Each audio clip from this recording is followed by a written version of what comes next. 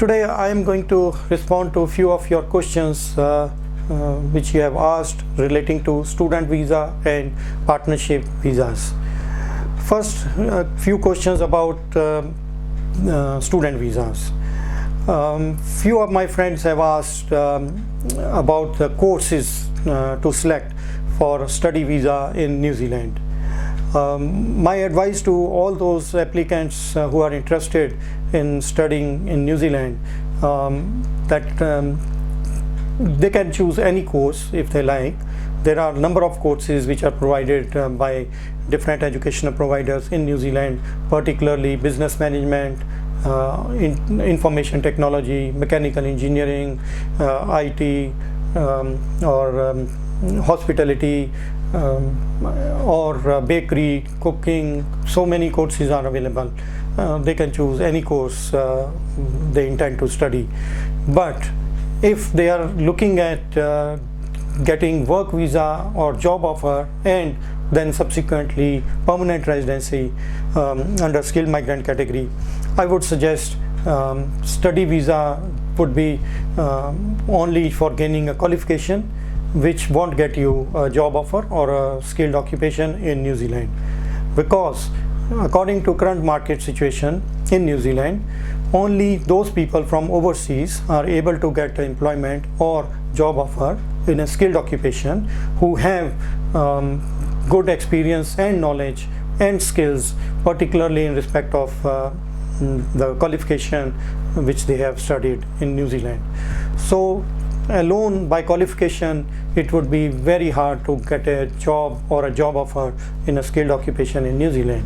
Yes, New Zealand culture, they give us an indication that here people start from the scratch and then they get a skilled occupation with the passage of time. So by starting from the scratch, I mean that whosoever gains a recognized qualification, maybe in any field from New Zealand, or if they have overseas qualification, practically they can choose any course, but they should prefer those courses relating to their background or relating to their previous study or relating to the skills which they have. So for undergraduate students who are 10+2 pass and who have just recently passed out from their schools or colleges, or maybe graduates, if they don't have any work experience, if they don't have any knowledge in a particular skilled occupation or a field, practically even if they do courses in New Zealand with distinctions or with excellent A grades, still it would be hard for them to get a job offer or employment in a skilled occupation. And unless you have a job or job offer in a skilled occupation from an eligible New Zealand employer, you can't get a permanent residency. So in plain words or in brief, I would sum up that if you want to study in New Zealand for a course, you should choose a course in which you have skills. So if you don't have skills, so I would say first gain skills, then choose the course which you want to do, and that course should be related to the skills which you possess.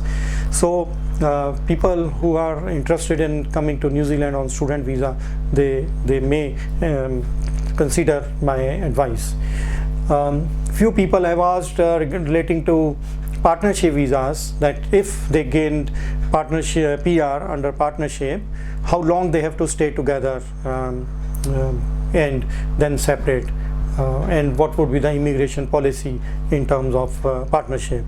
So I would like to tell them that if you have gained permanent residency through partnership, or if you have sponsored a partner who has gained permanent residency, immigration has no concerns after the grant of PR whether you stay together or not.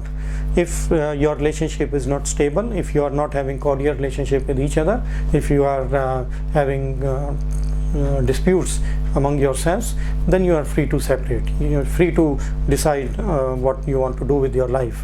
So there is no mandatory requirement or any concerns of immigration if you separate after gaining PR sooner or later. So that's not a concern for the immigration. Yes, that is an important thing to note here, that once you have lived in New Zealand for 2 years, you can apply for your indefinite PR, or we call it permanent residence visa, and at that time you have to fill up a form where question is asked whether you are living together in a genuine and stable relationship in New Zealand with your partner or not. So if you say no, that's fine, immigration won't object to that. If you honestly say that you are not living jointly, then there is another question: what is the reason of your separation and from which date you were separated? So that you have to declare to the immigration, and that's fine, they don't have any objection to that, unless you have misled in immigration in any matter or have provided false information. Immigration would have no concerns whether you are living together or not.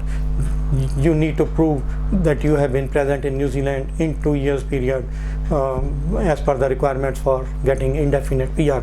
So that is the requirement which you need to fill. Otherwise, if you have gained PR through partnership, you are free to separate, you are free to move on in your life if your relationship is not cordial. And particularly for people who are on temporary visas under partnership, or the temporary visa holders who have sponsored their spouses or partners for a visa in New Zealand, I would like to tell them that if you have sponsored someone for a visitor visa or work visa or PR while you are a temporary visa holder, and the other person has got this visa under partnership on your sponsorship, if you are not having cordial relationship or stable relationship while living in New Zealand, you can separate. There's no problem. Immigration will have any dispute about it, have any concerns about it. But once you are separate, you must update. That is mandatory for you and both of you, who has sponsored and who has got sponsorship.